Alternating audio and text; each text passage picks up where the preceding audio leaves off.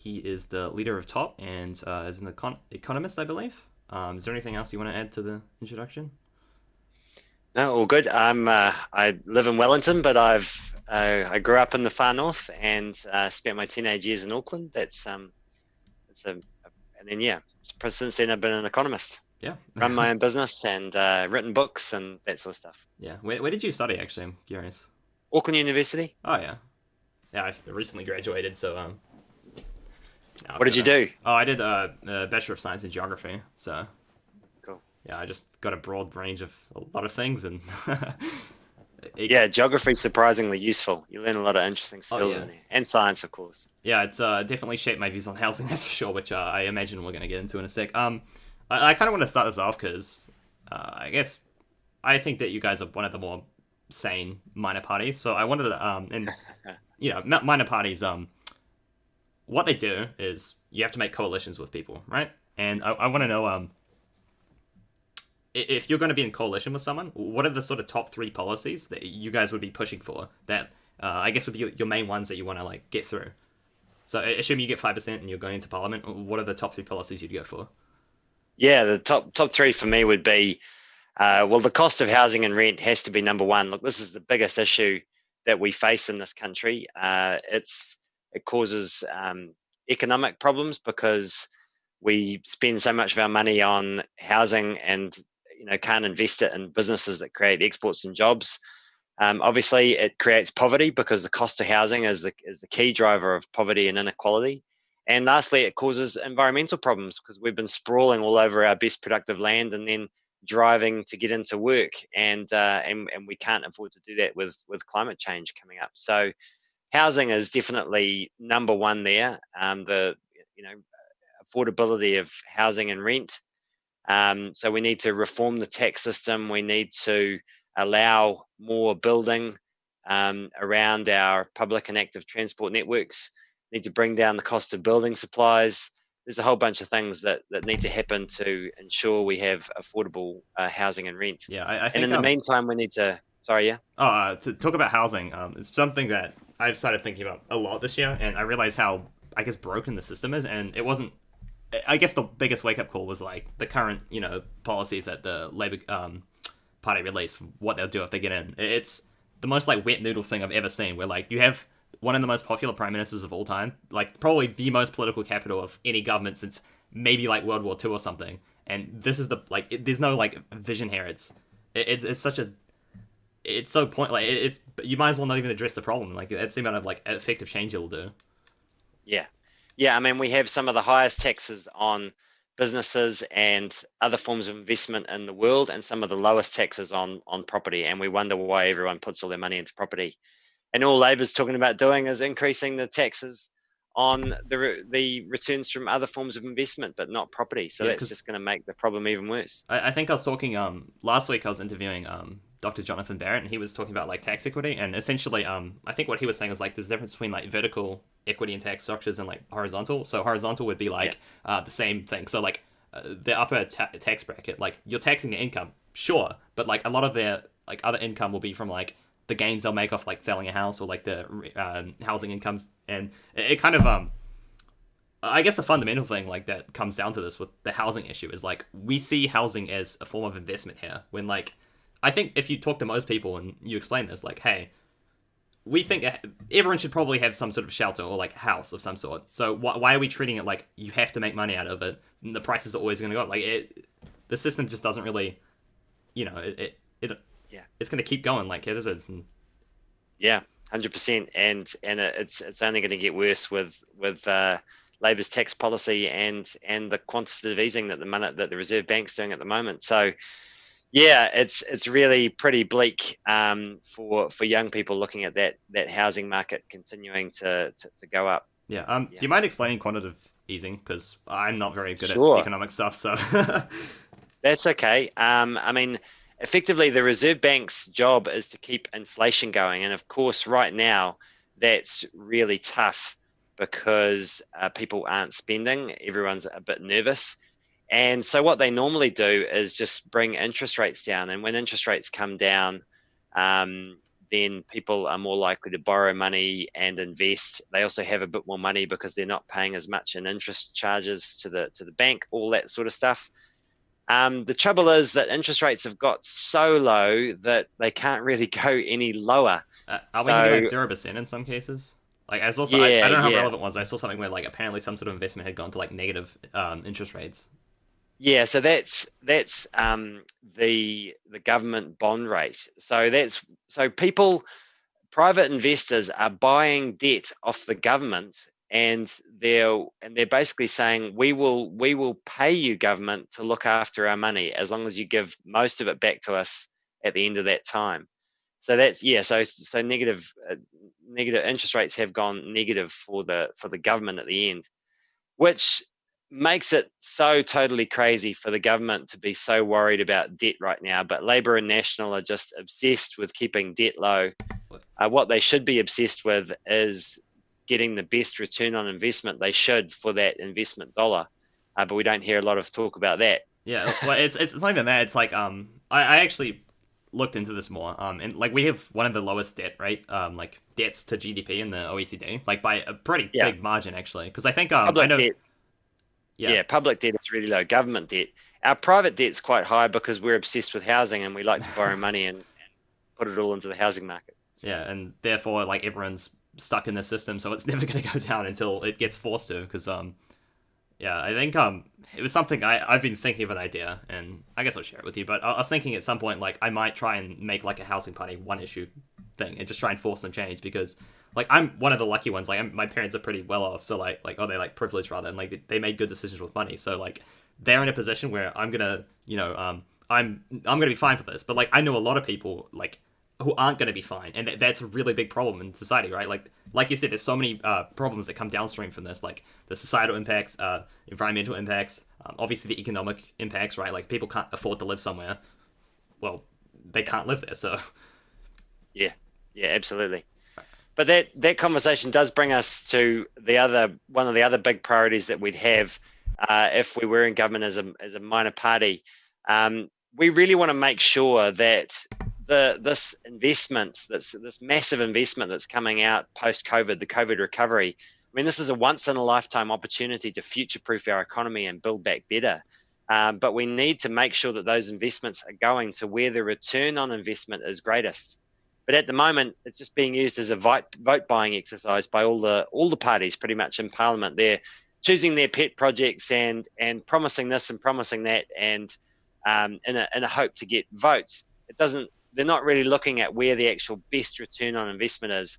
So we need to be thinking about things like climate change, because this investment will determine whether or not we reach our 2050 targets. yeah, because So I think big. arguably the Greens have like a little leeway on this because like I think a lot of the things they advocate for in like terms of climate change, they you can argue about the effectiveness, but at least they're trying to push like this fund towards like making like proofing our economy against climate change in the future. Because this is like, Yeah, in some ways, it's not a reset button per se, but like it is an opportunity to actually have some meaningful change in like society. Because everyone's like it's system shock, and like we can try and add on to it and make it a better for everyone essentially. yeah. I mean, just one example of, because even the Greens are in this vote buying exercise. They've promised 30,000 homes with solar panels on the roof, and don't get me wrong, in the right place, solar is a worthwhile investment if you're going to be home during the day because that's when the sun's shining, right? But New Zealand's chief electricity demand is at 6 p.m. in the middle of winter. Now, we're just coming out of winter now, but if you look out the window, it's already getting dark. 6 p.m. in the middle of winter, when everyone gets home, turns on the heat pump, and boils the potatoes. Solar panels are not much use at that point in time. No, it's Wind is a much better investment for us. But yeah, it's wind and hydro because the problem with renewables is like they're really good sources of energy when it's working. But the problem is like it's not that we should have them. It's like we need to develop systems that we can effectively use them, right? Because like I think one of the bigger problems is the battery capacity, because obviously if you have a solar panel going all day, it's going to do a lot of energy, right? And that's good, but you need to store it somewhere, and the battery capacity isn't quite there yet. Because I think there are certain things like I want to say it was the in Australia they had like the Tesla farm or whatever, and that was like a really good thing because it meant that like all this energy they were getting during the day they could store it and then like use it at night or whatever, and I think it prevented like a bunch of brownouts or blackouts or something in I think it was Sydney, but like these are the kind of things where like I think we're lucky here that we do have a lot of like hydro, which is good, but because the rivers mostly don't stop moving. Yeah. But in terms of like solar, it's good, but it's good in certain places where you can have the capacity to store it and then like move on. Yeah. Did you have a third one? I guess. Oh, the third Yeah. major policy we'd focus on is the UBI. So $250 a week for everyone, no questions asked. It's a reform of our tax and welfare system to make it modern, simple, and fair.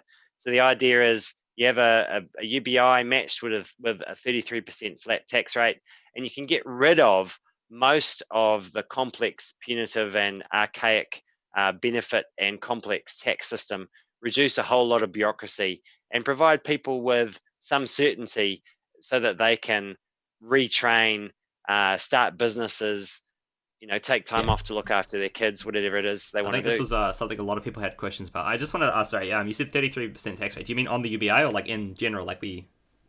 In general, a flat tax rate of Oh, okay. 33% that pays for the UBI. Yeah, so we remove And the progressive structure of our yeah, tax. Yeah, okay. yeah.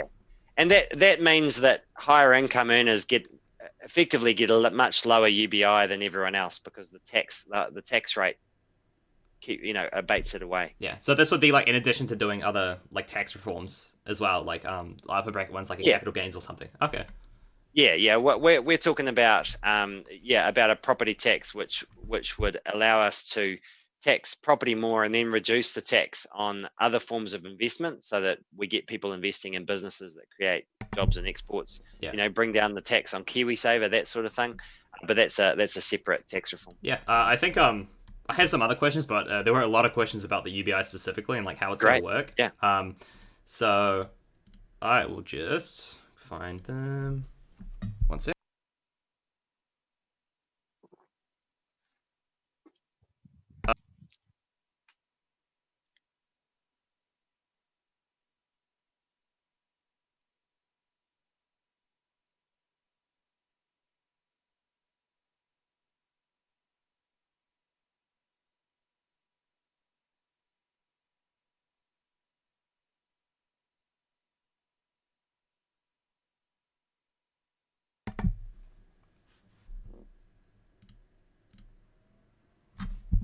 Oh, wait, was I muted the whole time? Oh, I was. You were muted that whole time. No, damn it, sorry. I was about to say, you're such a slick digital native, being able to mute yourself to have a conversation with someone, but and then come back on. But actually, you're just like most boomers with this thing.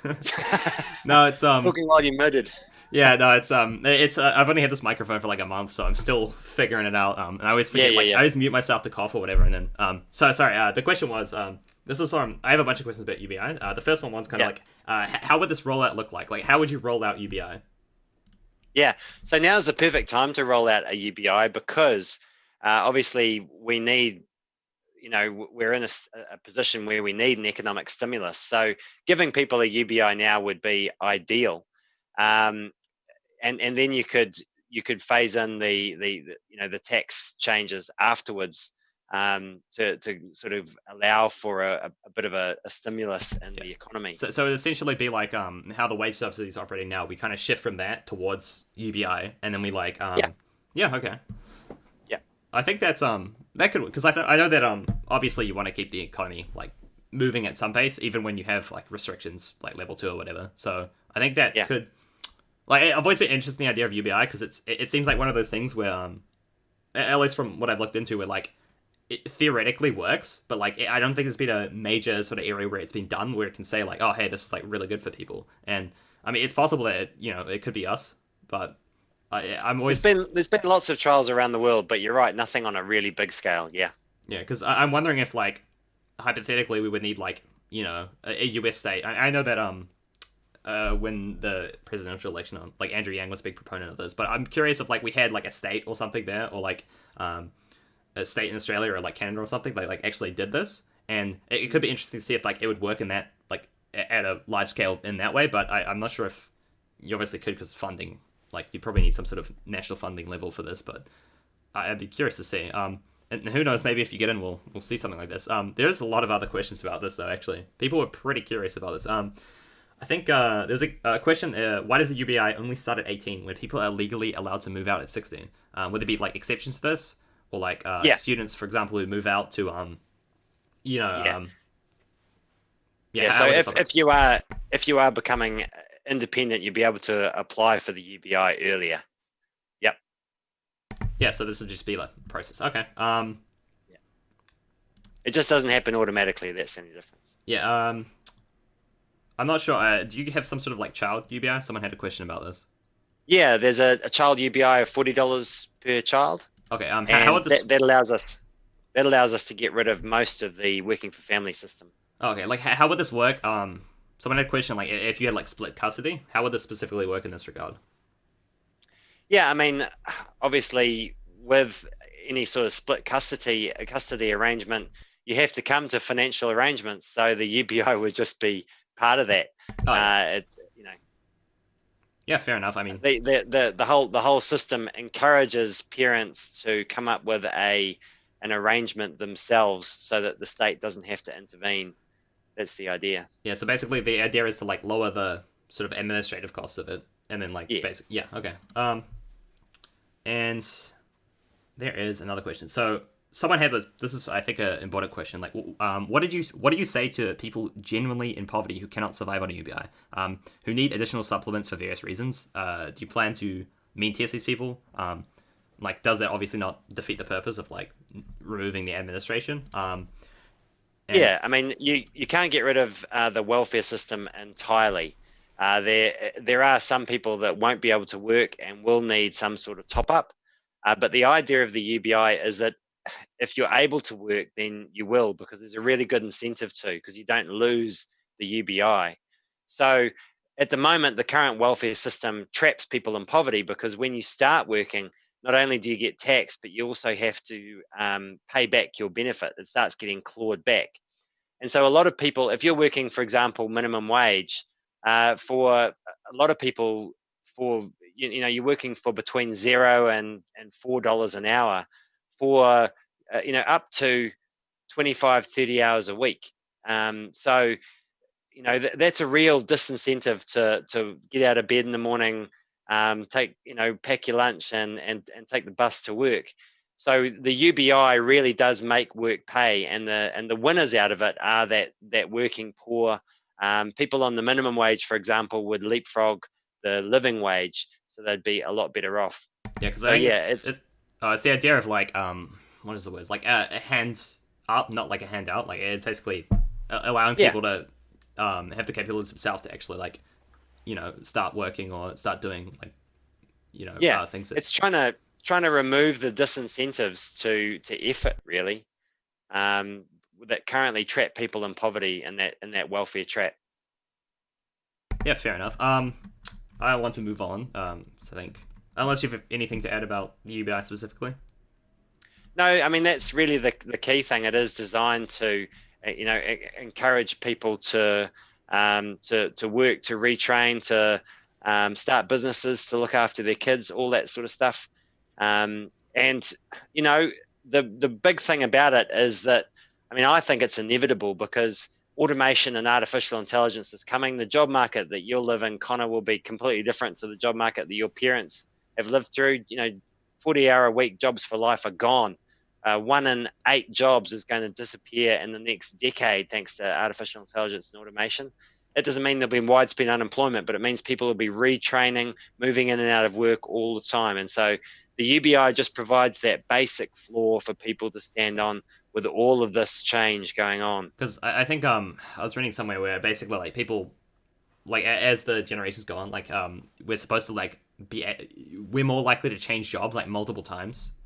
Yeah, And, way yeah, more. I think I've missed this question, but it was what was the biggest thing you people might not understand about UBI? But I think you kind of answered it, where it's like in terms of like it's not supposed to be like replacement fully for like welfare, but it's like supposed to give people the ability to kind of Yeah, better themselves. yeah, that's right. Essentially. That's right.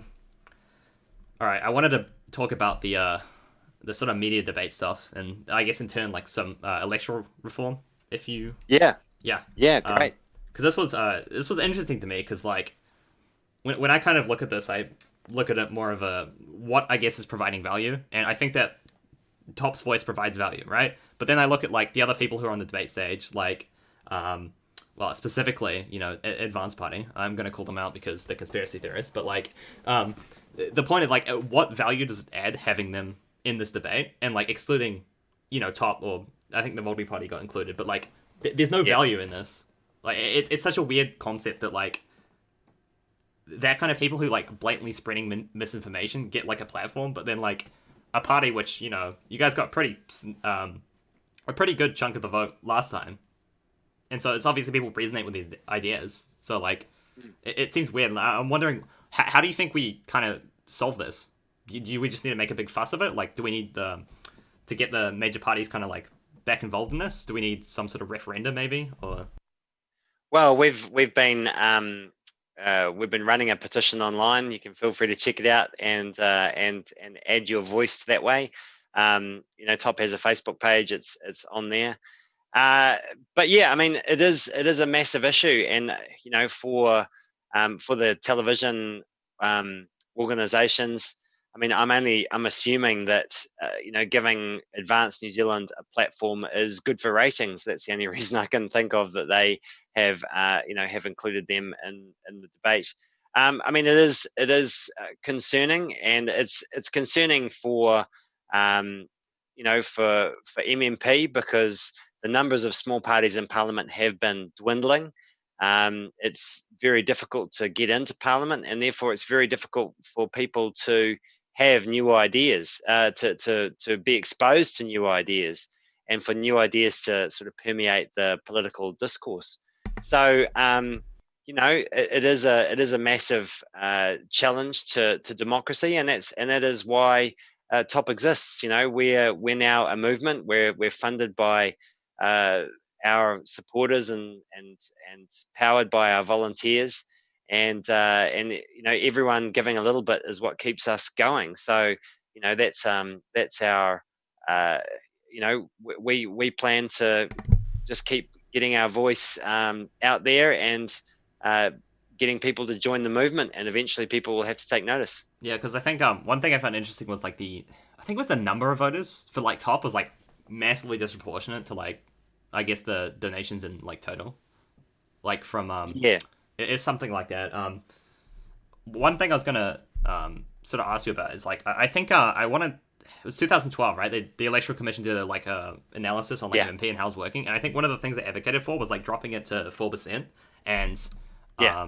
I don't know like what parts I didn't look into this enough to see which parts of the like what they recommended like actually got implemented, but this one in particular just made sense to me because it's like Yeah. I know a lot of the comments of like when I was asking for questions, people were saying like one person asked, I think specifically, I can bring that up.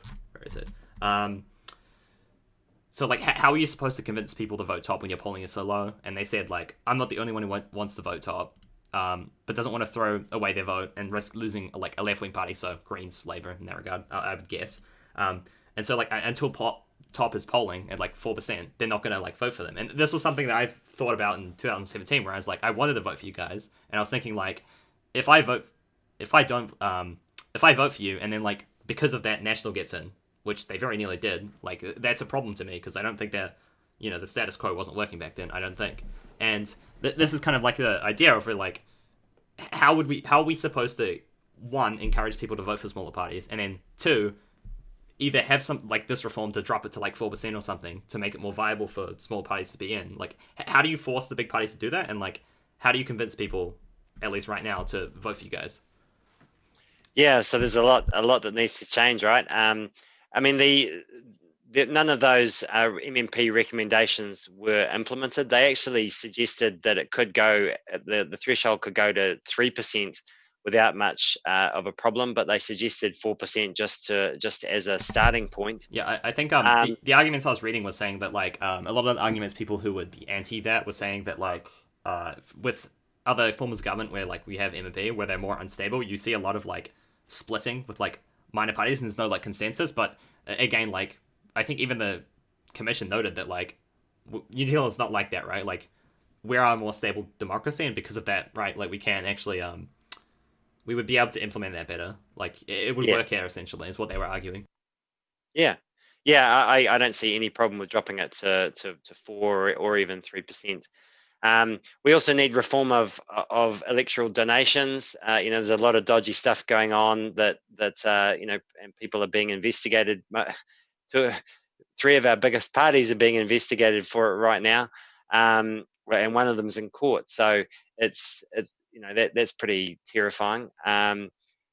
But in terms of the wasted vote conversation more broadly, I mean, firstly, my simple answer is if you're voting for what you believe in, I don't think it is a wasted vote. People look at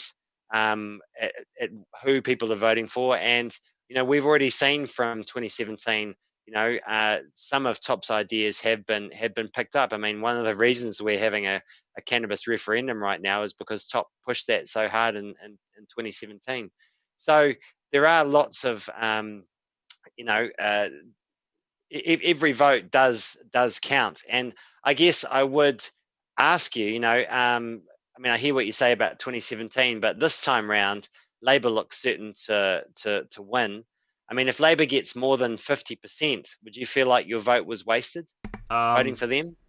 Not If they necessarily. get more than I think that the thing I'm more like I want certain parties to have a voice in Parliament, right? Like I don't agree with David Seymour on anything, but I think that even just having him there, like it provides a level, like it elevates the discussion away. Obviously, not everything. Most of what he says is, but like what he argues for is just it forces people to basically like be better at what they're arguing, like convince more people and like make yeah, sure that stay on their toes, kind of thing. And I think that Top probably should have been.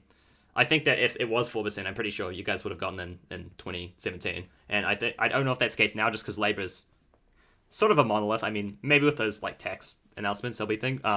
So when it's like in terms of wasted vote, I don't think it's necessarily true here specifically, just because we're not like first past the post, right? Like if you said that in America, it would probably be true because there's only two real yeah, parties there. But it's not the case here, where I think that as long as you, I think that voting for what you believe in is usually true, as long as there are no like external factors saying that like you probably need this certain party to win, if that makes sense. So yeah. I don't think we're Well, in that position. this time round, Labor's going to win. So Oh yeah, they're I going to be in I government don't think probably. yeah, I don't think that is an issue. I mean, yeah, I mean, if you voted National, would you consider that a wasted vote if they don't win? Um, I mean, Yeah, most people vote. Most people vote for their candidate vote for a Labor or National candidate who would get in on the list anyway, and that makes no difference to the election outcome at all. I mean, is that a wasted vote? I mean, I think I there's a think whole lot of wasted votes that we don't talk about. yeah, I think the difference is like there is a difference between being in Parliament and not being in it. Like even if, for example, even if you vote for National and they get like 25% or whatever, like let's just say, they still have a voice in Parliament. And they can still affect change, especially if it's something like it's specifically about like I guess when it's votes of conscience, I think it's called, like Yeah, specific things. or a Like they private still have member it. or something. Yeah, like there are still points where like it does, I guess, matter who specifically you vote for. It's hard because I think this is where I kind of want to bring about like how do you think we make it, I guess, easier for smaller parties to get in, because then people are going to be they're going to want to vote for you guys more, because it's like I think in terms of if it's a wasted vote, yeah, I don't think it is in that sense, because it also shows approval, right? Like it shows that you guys have something to work with. Mm. And I think Yeah, I mean, I think absolutely we need to bring the threshold down. We need to reform the donation system. I think there should be, donations should come from individuals and should be capped at a certain level. As long as it's the same rule for everyone, then that makes complete yeah. sense. Because do you think Um, how do you think we get this? Because obviously, like the bigger parties aren't gonna, I guess, vote against their own sort of interests, right? So Interests. yeah. So Yeah. how do we get like what, for example, the Electoral Commission recommended, and how do we put that and like force them to do that? Because that's the biggest question. It's not like these ideas are great, and I agree with you 100%. But like, how do you force these reforms to go through? Because I'm racking my head, and the only thing I think of is maybe like a petition or something. But even that doesn't always. Yep. Or voting for top. Oh, fair enough. I mean, I guess if you, just hold them ransom with MMP, you could get something done. But yeah, because I'm wondering, Exactly. like, Yeah. I'm thinking it would, if it was going to be done, like, assuming you get in, or something like Green, like that, the Greens, I think maybe would um have something like this. It's possible. I mean, I think they're concerned about other things over this, but I think those are the two parties I look at where I think like who's going to promote electoral reform? It's probably you guys and the Yeah. Greens. So Yeah. That's fair. where is it? So one other thing I wanted to I guess get your opinion on is something I had an idea of is I guess how to get small parties more traction would be I guess run people in local elections and essentially get like name recognition and like show how I guess the values of top or it works for any small party would work. I'm wondering what you think about that. Like, do you think that if you don't get in this election, this could be an idea you do, right? Like you run for, mayors of towns or whatever, local elections. I'm not sure of the rules, and I don't think you can say that like you're a top party candidate there, but I think that you could like. You can. Oh, you Yeah. can. Yeah, you could. You could. Yeah, yeah. I mean, that is a way. Absolutely, that is a way that parties do, build themselves up. It is quite a lot of effort, to organise all that sort of stuff. And we weren't quite organised enough to do it last year, but we'll certainly be looking at it next time round. Yeah, because it's something I've looked at where like the representation, like you said, of small parties diminishing in a lot of ways, and like that could be a way to, I guess, one, it could be a way to like get people more engaged in local, local government because it is in a lot of ways more like has more impact on your life than national, but um, like national government, I mean, and as well as like actually get different ideas to kind of go through. Because like I think that even if you have a like I said, even if you're in parliament, your voice is still being heard, regardless of Yeah, if it's affecting the votes per se. But like you still have a voice there. yeah, it does give you a platform. But I mean, the trouble with local government is that they have such little power. Effectively, I mean, um, we have one of the most centralized democracies in the world in terms of the concentration of funding and power in national government versus local government.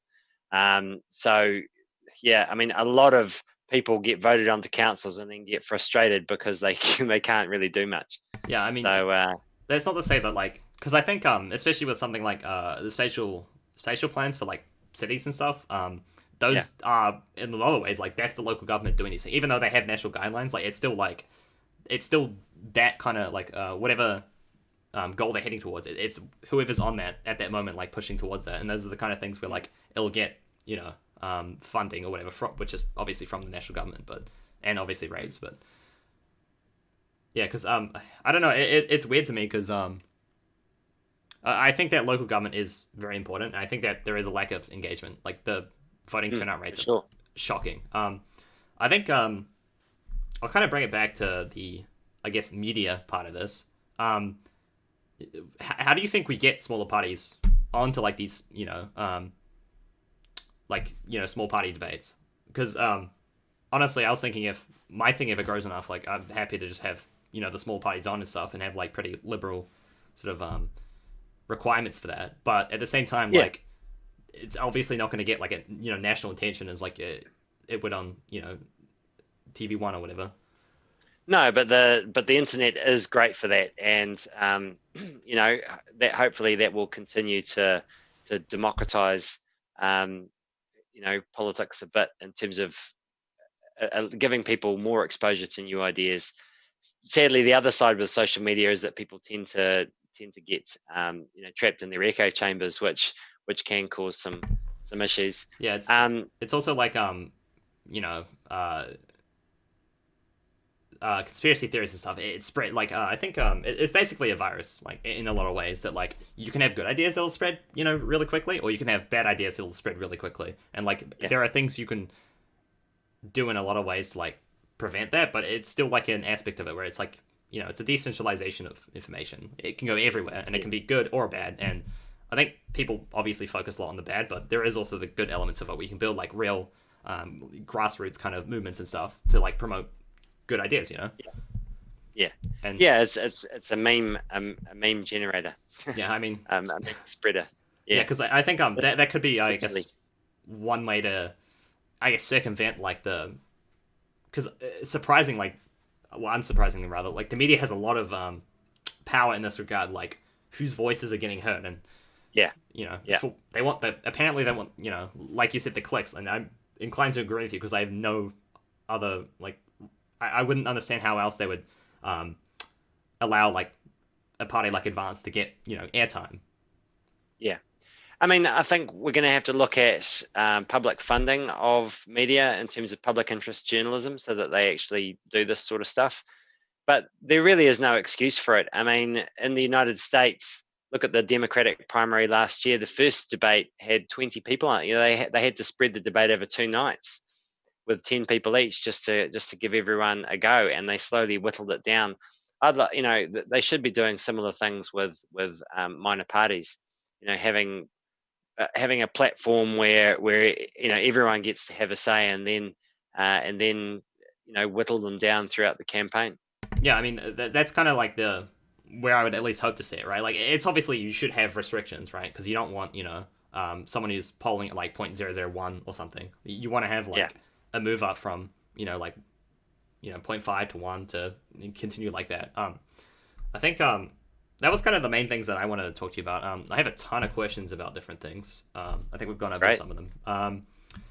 Someone asked if you got into Parliament, is there any parties that you definitely wouldn't work for, or like you open to everything provided they're a policy,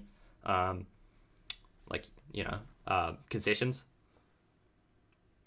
Couldn't work with Advanced New Zealand. Oh. I'll be surprised if they get into government unless someone's real desperate. Yeah, exactly. No, I mean, we're prepared to work with anyone, and I think you have to be. I mean, this is how MMP is supposed to work. We're still stuck in this whole idea of a two-party system that you only work with one side or the other. But for MMP to work properly, we need people willing to work with either side. And actually, that's the position that we've seen. Winston had way more bargaining power than the Greens in the last government, and that was because he was willing to work with National or Labor. So I think we need to be a bit more pragmatic about this sort of stuff. Be willing to work with different parties, find areas of common ground, and because we have to move forward as a country. Yeah, because I think even specifically on the Greens, right? Like even if they, went to conversation with National, like quotation marks, like they're not actually doing it, but like you could say that and like you could use it as a bargaining thing. Or it's like I think like the purpose of MP is to have like essentially like the most accurate representation, and ideally that would be like assuming I'm just gonna use a basic left right, but like assuming National's left of center, Labor's right, and then essentially you'd want it to be in the middle of them if they were in like coalition. That's where you want in theory that's where the agreement would be, right? Like it would be most representative of like everyone in Parliament essentially. National and Labour are the two most similar parties, but they like to convince people that they're different. They use different words, they have different colours, all that sort of stuff. But essentially, they're the closest people in Parliament, and until people wake up to that fact, then we're going to be stuck in this two-party system for a while to come.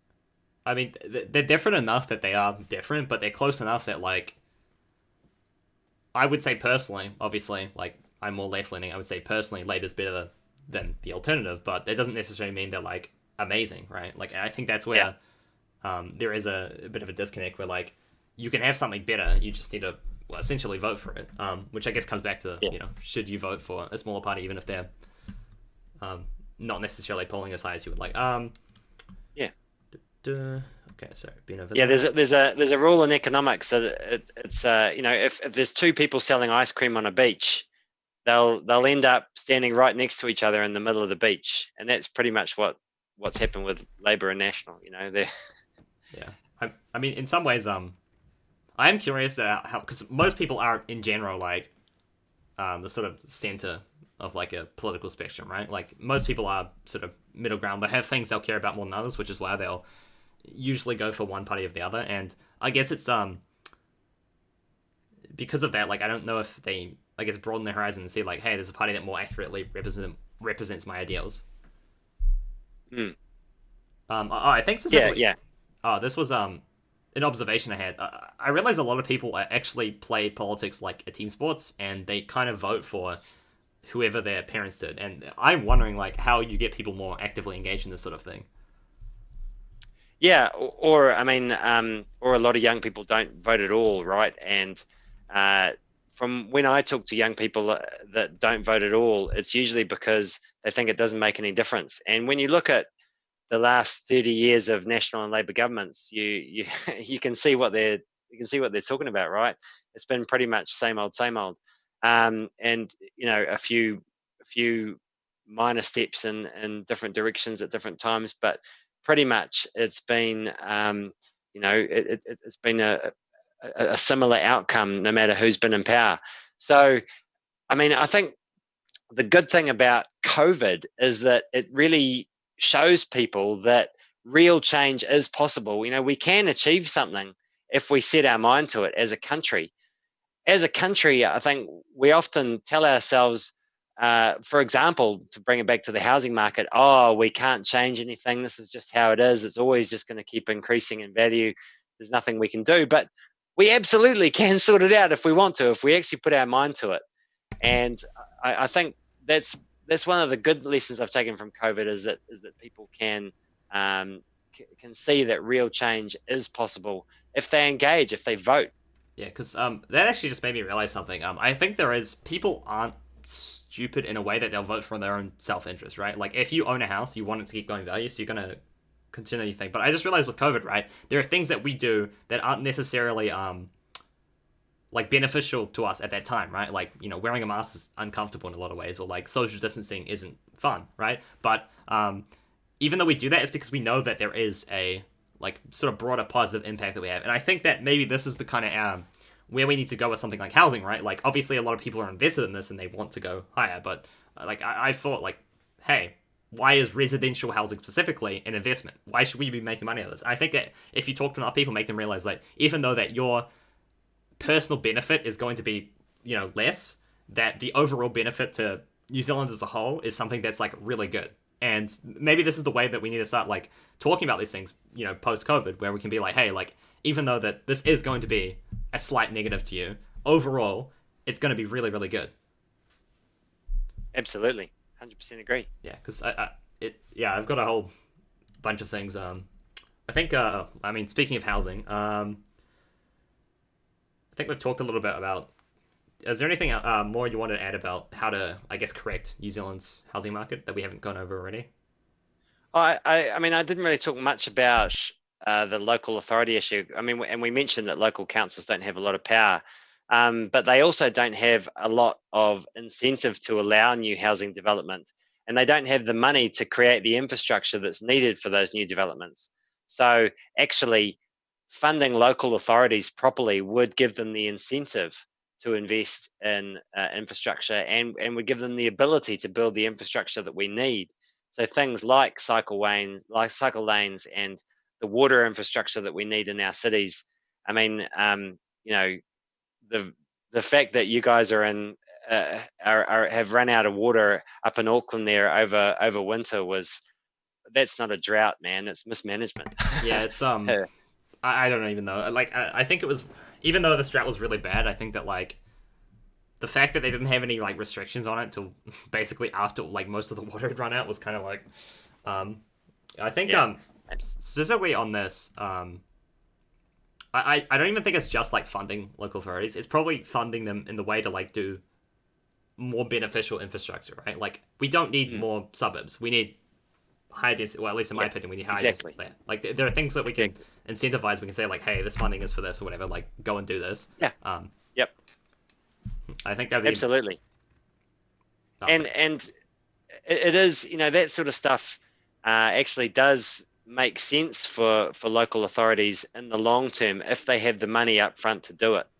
Um, the hard part for them, for local authorities in the past, has been that they haven't had the money to invest in that infrastructure, and you know uh, to get the money to invest, they'd have to go to their local ratepayers and ask them to put up rates, and that's everyone complains about that. So there really isn't a good incentive for councillors to go to their people and say, hey, look, if we allow this development to go ahead, then we'll get all this money which we can invest in this neighbourhood to provide parks and water and cycle lanes and buses and all that sort of stuff that we need. Yeah, because I think this is generally true, right? Like, I'm pretty sure that local councils generally know what their community needs. I mean, obviously, in certain cases, it's going to be not true, but for the most part, I think that if you vote in, like, councillors, they'll generally have the community's best interest in heart. And they'll know, like, what the community needs. And the problem is, I guess, they don't have the resources.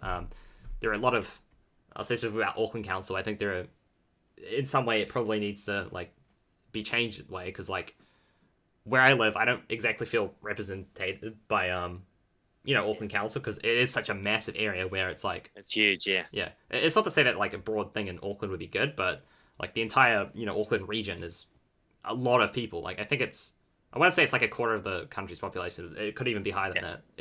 I think it's a third, yeah. It's crazy. Yeah, because, and the other thing was, like, I think that's even shown in, like, how people actually vote, because, like, I think the turnout was like 30% or something. It was ridiculously low. I think. What do you think the average house price? Like, what is the goal, I guess, to get the average house price to be if we are going to reduce, like, make it more affordable? Yeah. So at the moment, well, back in the mid to late 1980s, before all of this went crazy, the ratio of incomes to house prices was about 3-1. So a house price was about 3 times the average household income, and now it's 7-1 across the whole country. It's even 8-1 in Auckland. Oh, in Auckland it's higher. It's like, depending on where you are, it's like 9 or 10, or some places are even 11. It's crazy. So we have a massively, we have the most unaffordable housing in the world. This is what Kiwis don't understand. Our house prices and our rents are the least affordable in the world. So, I don't see how anyone can't say that is a crisis. We are really at crazy levels, and the international definition of what's affordable is 3-1. So getting the ratio back down to 3 times our income. Now, to do that without crashing the housing market and obliterating our financial system, we would need to hold house prices and stable for a generation to allow incomes to catch up, right? And so, over time, incomes will increase and housing affordability would be restored. But it will take 20 years for the country, probably 30 years for Auckland. Yeah, because the way I was thinking about this is like, because like I said, like if nothing changes, I might actually try and like force some sort of change through. Like, I don't think this is something you could just do overnight, right? Like, it would, like you said, break the economy, and we need to like transition this over a couple of decades where we have a plan in place where you do like these things at these stages to like basically, well, like you said, either like keep them the same, or like at least reduce the rate of growth to actually be lower than the rate that the actual wages grow. Because I think that one thing I was reading about is like a lot of people, you can't actually keep a lot of people here because our wages are pretty low compared to the rest of the OECD, and like because of that, and how like it's so expensive to live here, people can't actually afford to live here, even if they are like hyper like professional jobs, like high wage paying jobs. And this is the kind of thing where like we are having like a lot of good minds going overseas and doing to other countries just because it's more beneficial to them, and fair enough, I guess. Absolutely, yeah. The cost of housing is a massive issue, and I mean, there was a story just in the last couple of days of a business in Nelson. Nelson has really low wages, and this business located to Nelson because they wanted to provide high quality jobs there, but no one can afford to live there because Nelson is crazy expensive, and so they're struggling to get staff. It's quite bizarre. Yeah, I think I've got another question. I'm not sure about this. This is someone asked. How does assisting small businesses and regulating housing market work? Like capital gains tax. This guy had heard that it would affect small business owners, and he neither supports or is against capital gains. So like, how does this work? Yeah, so we don't favor a capital gains tax because you're right, that would hit small business as well. And what we would like to see is effectively a property tax. So it's in technical terms, it's a minimum asset tax, and it's basically saying all assets have to return at least as much income as at least as much tax as a bank deposit. So, for example, if you've got a bank deposit of returning 3% interest, I know that's a little high right now, but it makes the maths easy. Um, if it's returning 3% interest and you're paying a 33% tax rate on that, then you're paying about 1% of the value of that bank deposit in tax each and every year. And what we're saying is that all major assets would need to pay at least as much tax as a bank deposit. So that would include property. So it's And just it's generally property that's not paying its fair share of tax now. so it's essentially equalizing the different forms of investment, right? So you put Yeah, housing into the same form as like banks, so it's not as like people don't want to invest in that specifically as much. yeah. Like I said, we have some of the highest taxes on other forms of investment in the world and some of the lowest taxes on property. So it's just equalizing it. Yeah. That's all Okay. we're trying to do. And I guess this actually leads on to the next question. Why is it a property tax policy and not a land value tax? Yeah, so we have in our property tax policy that we would happily look at a land tax as well. Um, Many of the issues, once you get into the detail of implementing a land tax, many of the issues that come up are actually dealt with in the property tax. And I'll give you a couple of quick examples. There's quite a bit of double taxation that happens with a land tax. I mean, don't get me wrong, it's a very efficient form of tax, and our property tax is in many ways mostly a land tax anyway, because that is the major asset that's currently not paying its fair share of tax. But with respect to a land tax specifically, the idea of a land tax is that it's levied on the value of the land rather than the equity in that property, which is we're levying it on the basis of equity. So you subtract any debt. So with a land tax, if you are paying, if you have a big mortgage, then you're paying the full land tax and you're paying the debt on that mortgage as well, which is a form of double taxation.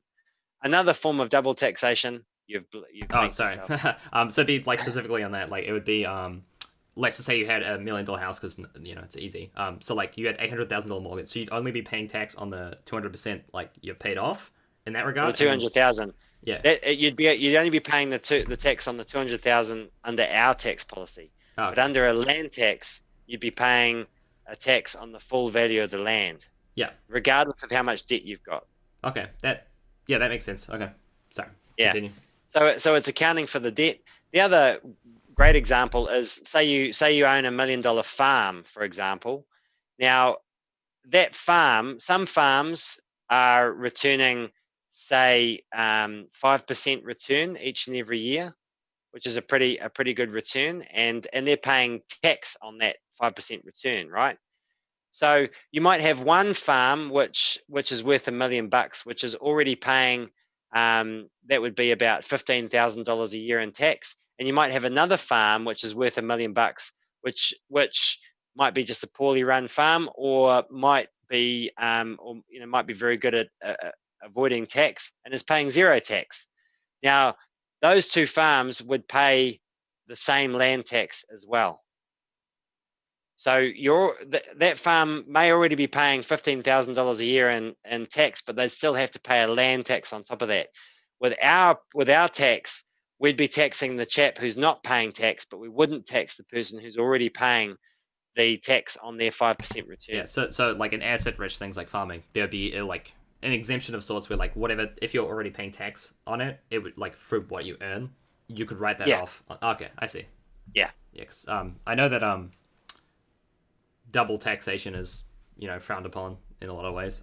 I was curious yeah, about and something. and Oh, that's sorry. and that's a big part. That's a big problem with the Green Party's wealth tax, right?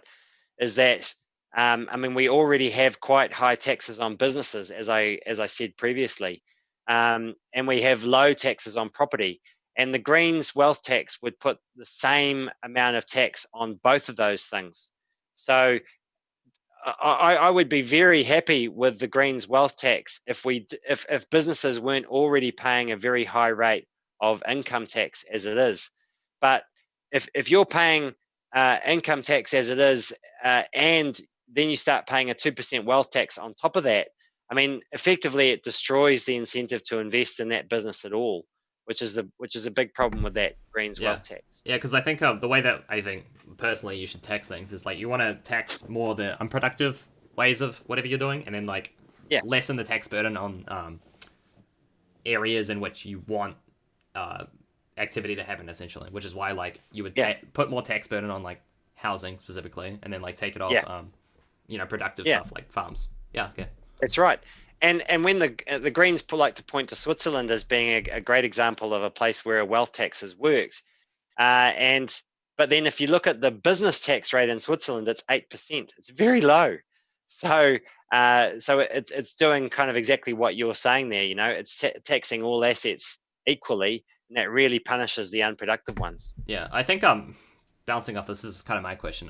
The person I was talking about last week, he was a big advocate of a capital acquisition tax. So essentially, um, it's basically like to tax, transfers of wealth, right? Like gifts or estate. But it doesn't. The difference between that and like an estate tax is it taxes the I guess like it taxes. Let's just say like God forbid my parents died or whatever, and I inherited money. Like it would tax that income like that I would get. It would tax me, not like the estate. And I think I'm not sure if you've looked into this or what you think of this, but I was wondering if you had an opinion on it because I thought it was quite an interesting way to get some sort of inheritance tax, which there's going to be a lot of inheritance tax happening in the next sort of 10, 20 years. Um, Yeah, yeah.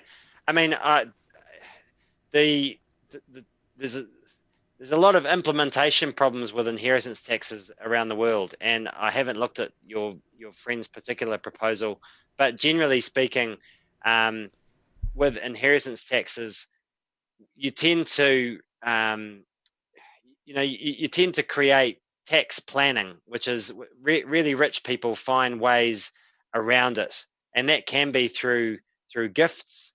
So then you have to start putting in limits on the amount of gifts that a parent can give to their child. So then you have gift duties as well. So you tend to see really rich people giving, just under the limit for the gift duty each year throughout their entire life.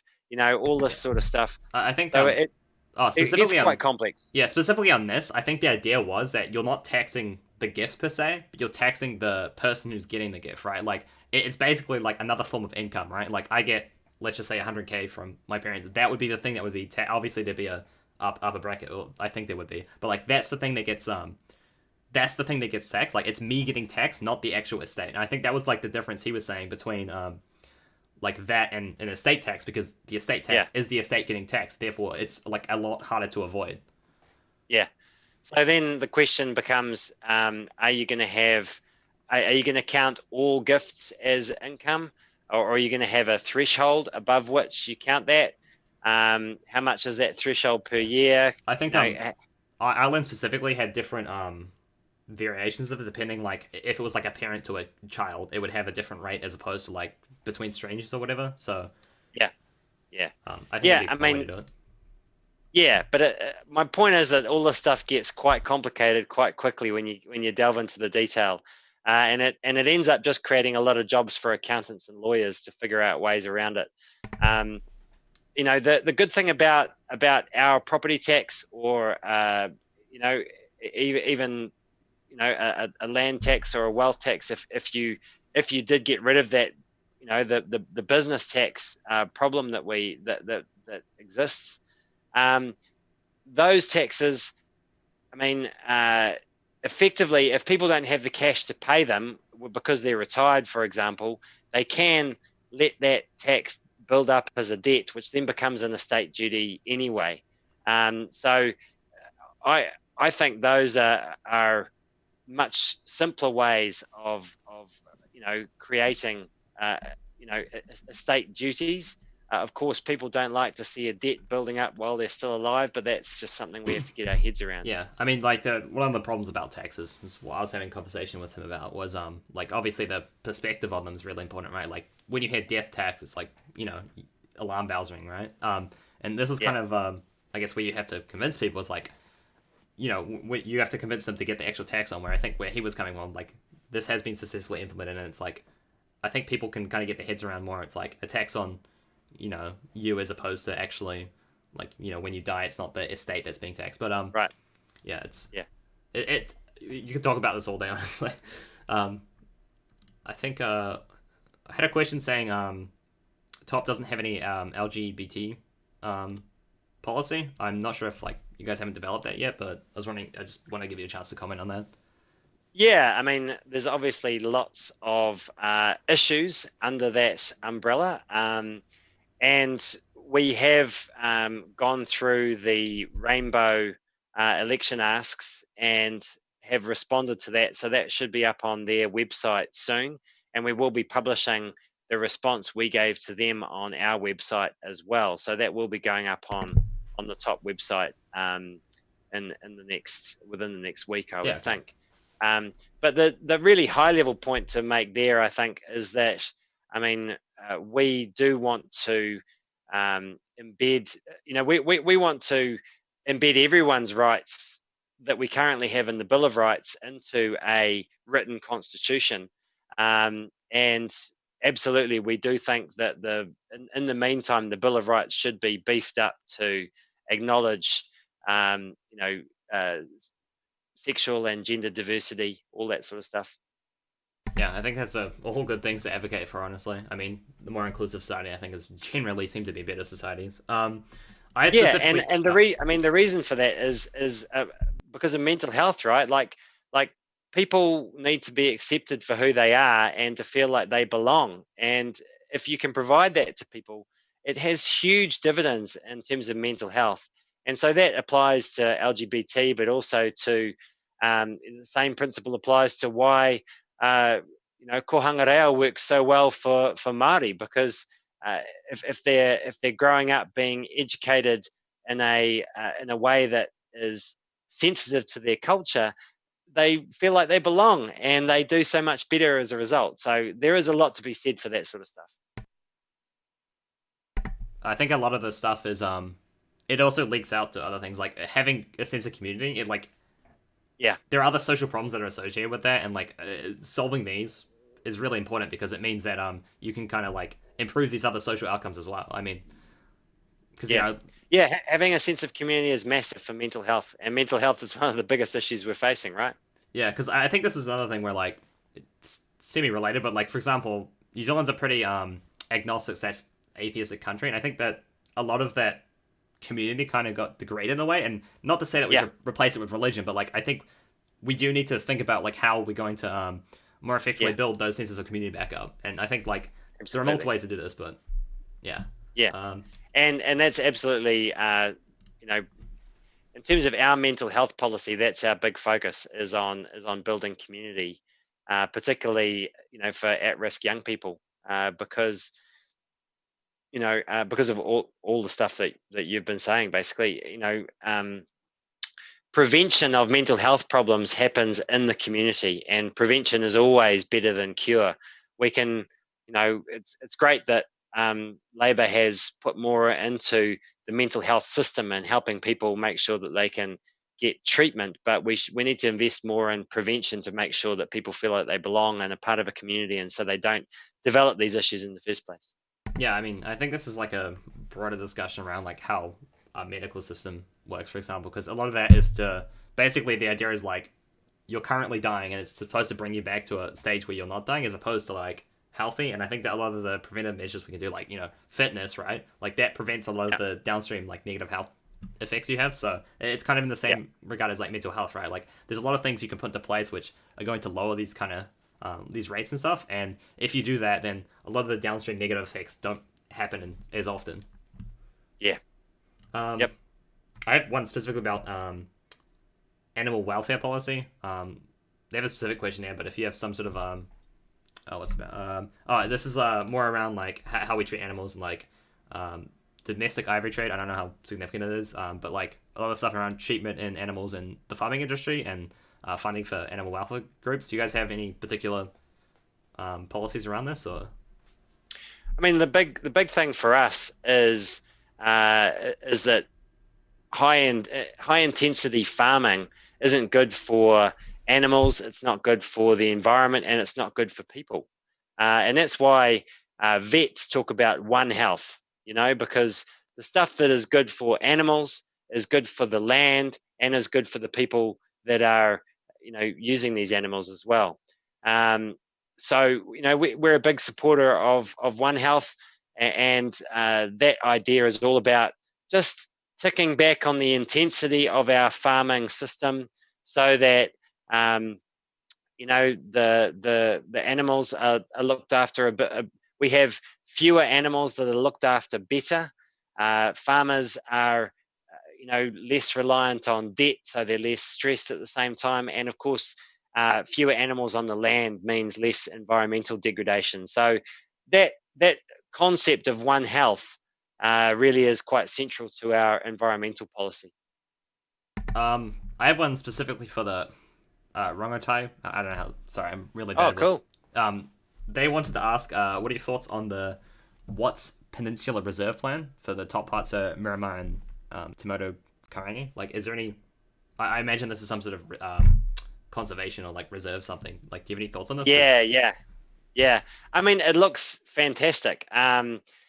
But that whole area is currently embroiled in legal disputes, which looks like it's going to drag on for a while yet. And that legal dispute needs to be resolved before anything is going to happen with that bit of land. My big concern with any development there is around climate change and accessibility. As the seas rise, we need to make sure that, because if you don't know the area, Connor, it is kind of dependent on one sort of coastal road, a bit like that road to the Coromandel up near where you are, up to Coromandel Township from Thames. That coast, those sorts of coastal roads are going to be under real pressure with climate change and sea level rise and extreme weather events and all that sort of stuff. So that would be my one big proviso, is that any development there needs to have a good look at the at the sea level rise and extreme events Yeah, because predictions. there's a lot of developments happen on the coast where like in the next sort of 30 years, like these areas aren't probably going to be the same as they are currently, and it would require a lot of Exactly. investment to, I guess, change that. Yeah. There was one thing that like I had a general consensus. It wasn't like everyone, but it was enough people that I thought I might talk about this. Was kind of like how do you make top specifically more palatable to voters? Like how do you get them to, I guess, understand the ideas? Because obviously, like I think when you talk about the actual policies and ideas and you can explain them in a good way, like people will understand. But like how do you get, I guess, how do you get that initial momentum? Yeah. Well, that's the $1 million question. Um, you know, uh, Gareth's approach was to be provocative, and that attracted some people and turned some people off at the same time.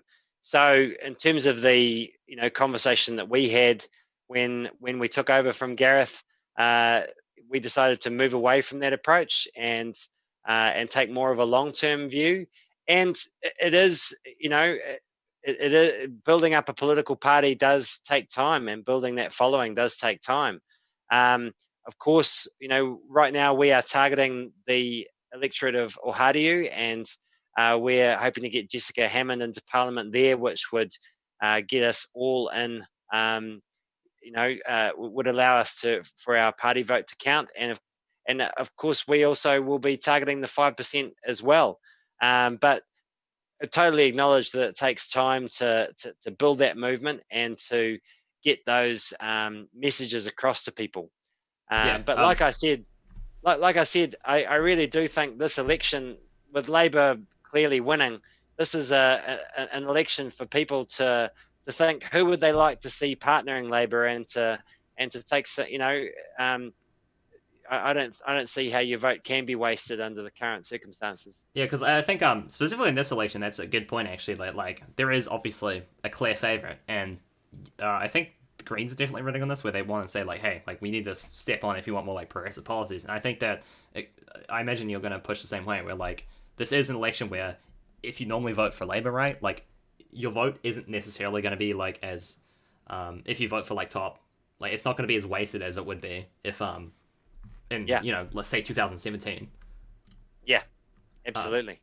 this person specifically had basically they were talking about having like a lot of ideas being too disjointed, but I don't think that's necessarily a problem myself. But they did say, is there a way to like take top and kind of edit it down so people like I guess understand it more, right? Like have like get some sort of base slogan or like idea that top is, and then push that with people so they better understand like Yeah, what you guys are.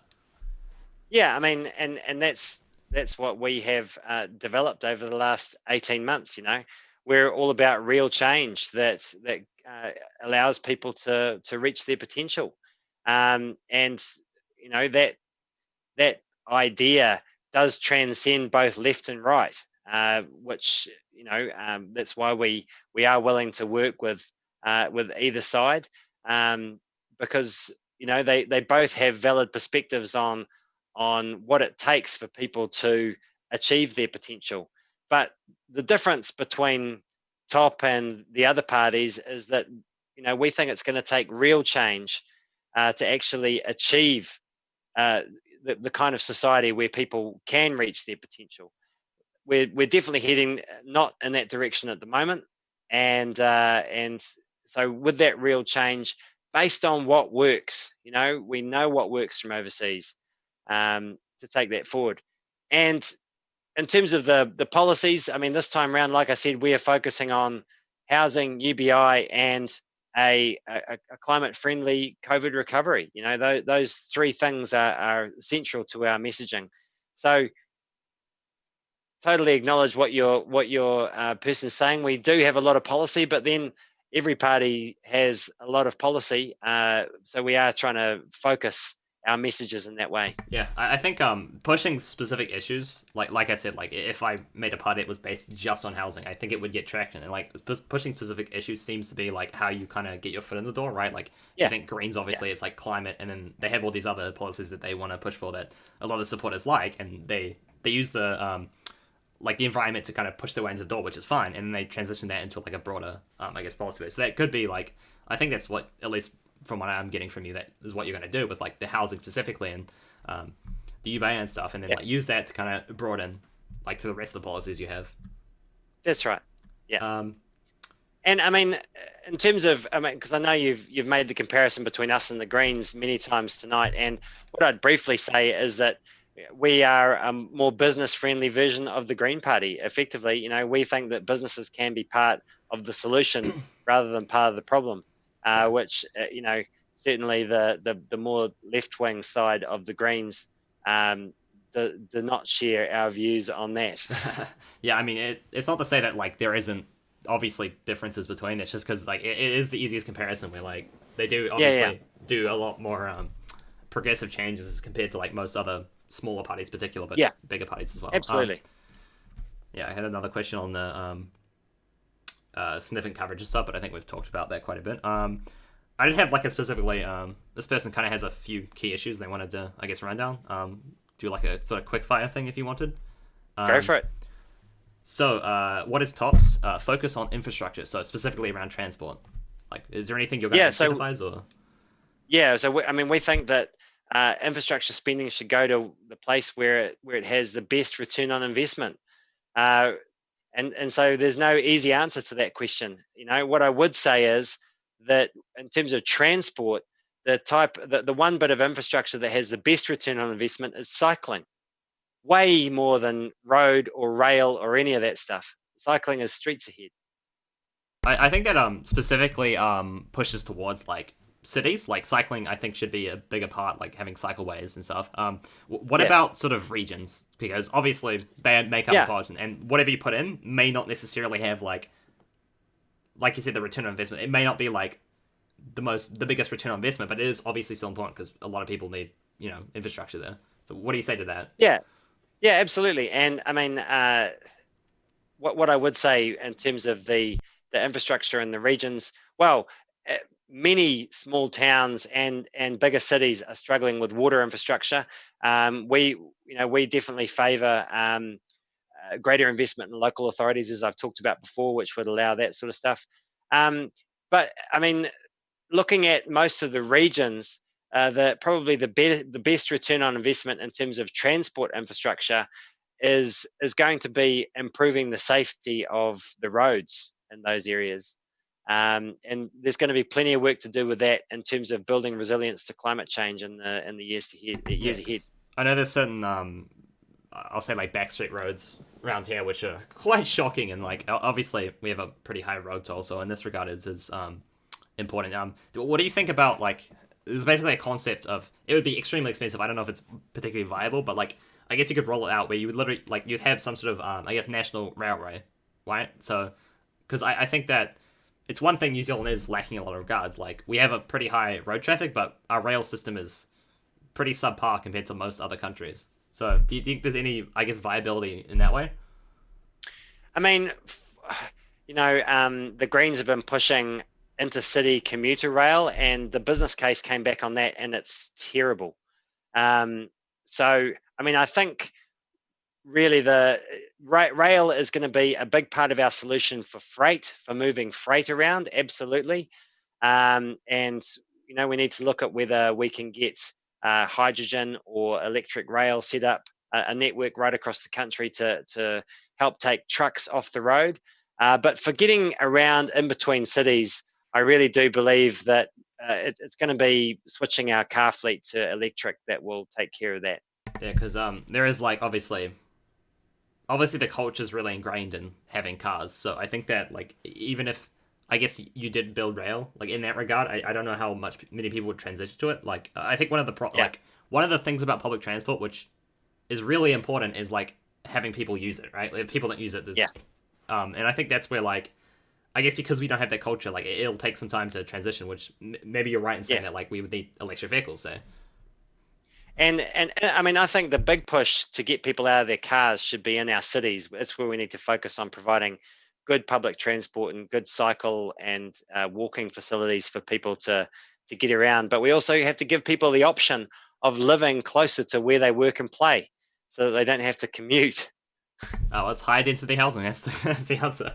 Yep. It all comes back to housing. What about around health services? I think we've touched on a little bit about Yeah. cement, but there's also dental, and then I guess like Yes. DHB reform as well, like software Yeah. policies around that. Uh, yeah. I mean, quite a big fan of the proposed DHB reforms that came out of the review under this government. Um, but our big focus for healthcare is again prevention. Prevention has 4 times the return of focusing on treatment, and so what we're proposing is a 20% junk food tax, which would raise about $1 billion, and we'd put that into free dental for the bottom 20% of society, and bringing down the cost of GPs visits to $10. So it's investing in that prevention and early intervention stuff that's really going to give the best returns for our society. Yeah, I guess specifically on the junk food tax side of this thing. How do you I guess even when you implement this, specifically like say sugar, right? Like you obviously need to have certain levels of like taxation, but is there a way like you could transition that also into making fruit and vegetables say cheaper, which would also be like a form of preventative care? Yeah. Yeah.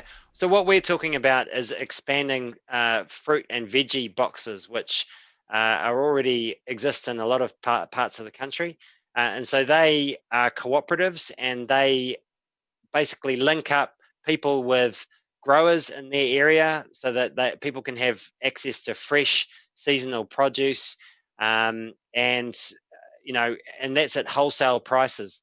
So the trouble with taking GST off fruit and veg, or other ways of subsidizing fruit and veg, is that the real winners are the supermarkets out of that, because that's where most people get their fruit and veg.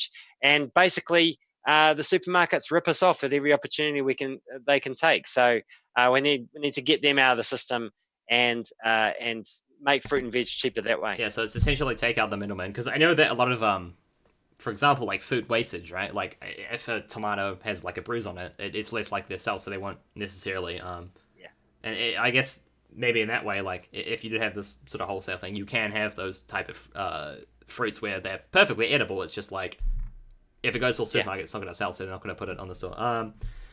Around all right, the policies around school funding, debt sales, and I guess the curriculum in general. Yeah, so our education priority is in early childhood. So again, it's about prevention. We know that that's where we get the best return on investment because um, that, both for our children from deprived communities, but also in terms of building the skills that people need for the modern economy. It's all those social skills are built very early on. So early childhood education is the best place for our education investment. And that's where we'd put our focus. In terms of school, it's all about less testing, more teaching. So we really over test in schools and need to focus much more on actually teaching people the skills they need for the modern world, which often can't be tested. And in terms of tertiary, we need to move away from this 3, 4, 5 year degree model to a much shorter micro accreditation that works a lot more closely with the business world, so that because people are going to be moving in and out of work, getting retraining all the time. So we need to reform our tertiary and vocational education system to recognize that. So that's more transitioning to like, because obviously, like I said, like people my age are probably gonna have to switch careers a lot of times. So that's Yeah, basically saying like you get some sort of micro training, right? Like, you could learn how to, I don't know, for example, you could learn how to do one thing and then you have to leave that job because for whatever reasons you can then just transition yeah, into like a short like 6 month year course and then move on to something else. yeah. So there's a course which is called Dev Academy, which operates out of Wellington and Auckland. And um, I think it's about 18 weeks they can trade people how to code. And people can then get employed in that. So that it's compared to going and getting a 3 year degree. I mean, of course, you don't learn everything that you learn in a 3 year degree, but you learn enough to get started. And what most of the businesses say to me is that that's enough to get people started, and they can people can always do further training in specific areas if necessary later on. Do you think this would? I guess one of the problems with looking for jobs and stuff is that a lot of businesses, especially let's say in the economic downturn like right now, don't have the capacity to, I guess, get newer people in. So they're looking for people who already have experience so they can kind of move in. Like, how do you think we kind of address this problem where like people who have just graduated can't necessarily get like a good job because people aren't looking to like have recent grads or like even people who finish like the training thing you're talking about. Like, how do we kind of move this in? Like, how do we fix this issue? Do you think?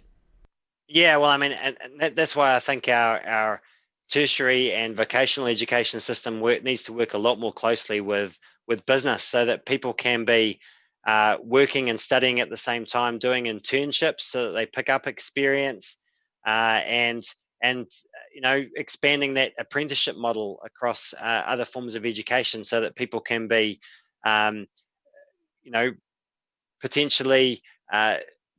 They might be getting their UBI while they're while they're studying, and doing a little bit of part-time work on the side to build up that experience. All right, I think we've got time for one more question. I don't think we've touched on this, but do you guys have a policy on like immigration and refugees at all? Yeah, yeah. So quite separate positions on immigration and refugees. I mean, on refugees, we need to do our bit, which we are, we're still not really doing in terms of taking as many refugees as the rest of the world. And particularly, we think New Zealand's focus should be on um, climate refugees from the Pacific, because that's going to be a massive issue in coming years. On immigration, we have had some of the highest rates of immigration in the Western world over the last decade, and we haven't had the infrastructure. We haven't built the infrastructure quick enough to to cope with that. Now, that's not migrants' fault. It's our fault because we just haven't been making that investment. So we need to have a population strategy and make sure that whatever level of people we're bringing into the country, we're building the infrastructure and housing that can accommodate them. And in the meantime, we do think we should be easing off on immigration just so that we can catch up in terms of infrastructure and housing. Yeah, I mean, it's funny because COVID might have, I guess, solved that problem for us. Yeah, Where we don't actually have the movement. COVID. Yeah, yeah. we have the COVID investment. has to a large degree solved that problem. Yeah, You're right. we have the, I guess, investment opportunity that we can actually like put this infrastructure. So when that, the world opens up again, we can actually have, I guess, a lot of people coming. I think it's very beneficial having like different people coming here and like, Yeah, yeah, absolutely, totally agree. Yeah. Do you have anything you want to end on? Anything you haven't said that you've sort of? I think we've covered a lot, but No, I just think what I would say is that if you care about these sorts of issues, if you particularly housing, because for me that is the root of so many issues in our society, economic, social, and environmental. I mean, we can absolutely fix this problem, but you've got to vote. You've just got to vote. And I know so many young people think that voting's a waste of time, but this now is the first election where if everyone under 40 voted, we would outnumber the boomers. So, if everyone does vote, we can actually create some change. Yeah, I mean, something I agree a lot on. I think that like a healthy democracy is one with like an informed and engaged voter base where like people actually come out and know the issues and they vote on what they think, and then we can get real meaningful change. Yeah, I'd like to thank you for coming and talking to me. I've been curious to see what I guess top is now after sort of losing Gareth Morgan and kind of transitioning to what you guys are. It sounds like you're in it for the long haul, so hopefully we'll see you next. Yeah, what'll it be 2023? Yeah, as well, and hopefully. Yeah, I do want you guys to get like a voice in, which is why I reached out to you, because I was like, if the media's not going to talk to you guys, I might as well do it. So, yeah, thank you for coming. Great. And yeah, thanks, Connor. You can find Top at, I mean, you can Google it. I mean, everyone has Google nowadays. Top.org.nz. Yep, yeah, or on Facebook. Yeah. Anyway, yeah, thanks for coming, Thanks, guys. buddy. All right. See you guys.